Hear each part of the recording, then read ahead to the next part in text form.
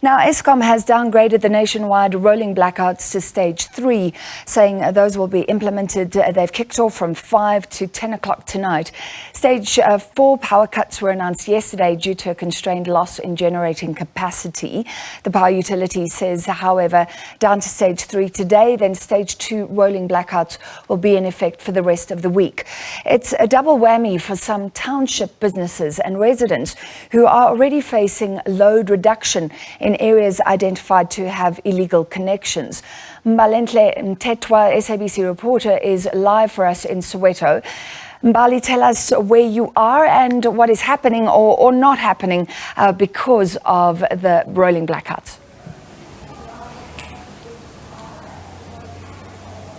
Good evening, Francis. I am in Soweto in Vilakazi Street. Now, you know Vilakazi Street as the hive of activity, especially during the evening when people are coming back from work, trying to get out of cooking, probably going to one of the restaurants to try and get something for the evening. But this is not the case today. Everyone is preparing for that load shedding or that load reduction that is expected in the next couple of minutes. And we understand that some businesses have had to incur additional costs. And while it seems as though businesses in your suburbs seem to be faring quite well, they're able to plan around load shedding by getting generators. But it seems as though the complete opposite then happens in township businesses. They are not quite able to operate during periods of load shedding, despite having generators and so on.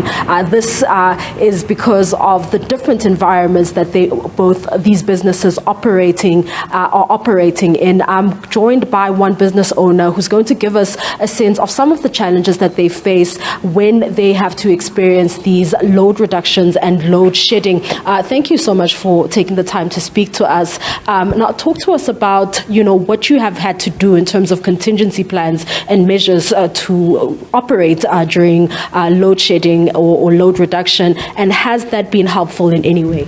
Thanks, Mbali, and good evening.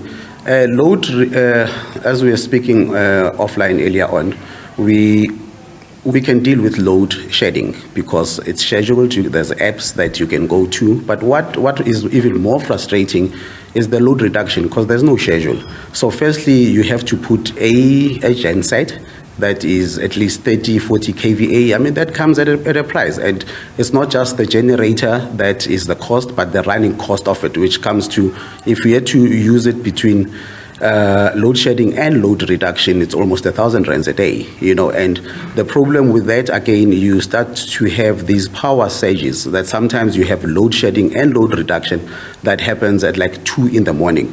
You deal with very sensitive electronic equipment that when the power comes back, it spikes, and then you have to continuously replace your POS system and other sensitive equipment. Now, this is a restaurant, and I'm sure that you have perishables in your fridge and stock and so on. What then happens when you have to experience both load shedding and reduction back to back, which means that you go for an extended period without electricity? There's food like poultry and fish that you can't keep on thawing and freezing again. So you almost lose about 30% of your perishables, because of the power, because of both load reduction and load shedding. So you do lose at least 30% of your perishables on a weekly basis. Now, I mean, you're talking about the losses that you then incur, and you've also got the additional cost of having to pay for fuel for a generator and so on. This obviously adds to, your input costs in terms of running the business. On top of that, you still have salaries to pay, and yet you don't have business during those times of load reduction or load shedding. Just to add again on what you've just mentioned, it's not only about that. When electricity goes, then your cell towers are off because obviously of the poor maintenance of the batteries. Firstly, are stolen in the township, so you don't even have cell phone signals. So for us, what it means, it even means the card machines don't work, so people can't even pay for their bills. So those are additional strains that we go through as township business. Okay. Now talk to us. It seems a bit quiet, and I know you're preparing for that load shedding that is scheduled at 6. But I see it's empty, it's quiet, no one is here. Are you able to operate, or do you still have patrons during load reduction or during power outages? You know, what it means for us is, we're going to go through load shedding at 6.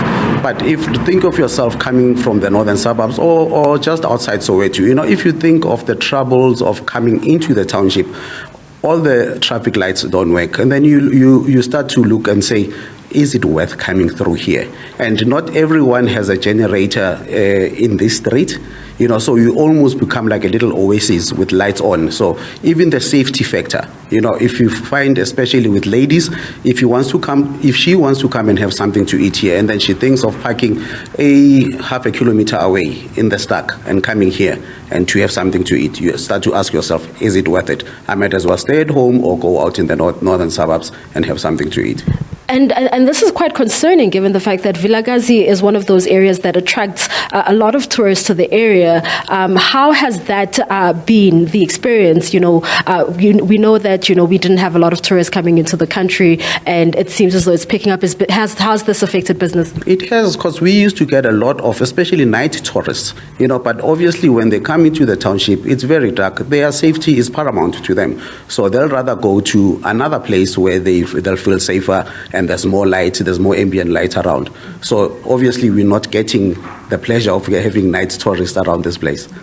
There you have it. That is one of the business owners in the area, Sipho Mdluli, just talking to us about the challenges they experience due to load shedding and extended periods without electricity due to load reduction. Also just bemoaning the fact that there is no schedule when it comes to load reduction, and that it happens at the spur of the moment, meaning that they are unable to plan around those periods. Also talking about the losses on top of having to incur additional input costs with regards to buying fuel for the fuel or diesel for the generators that they keep within the establishment. It's back to you in studio.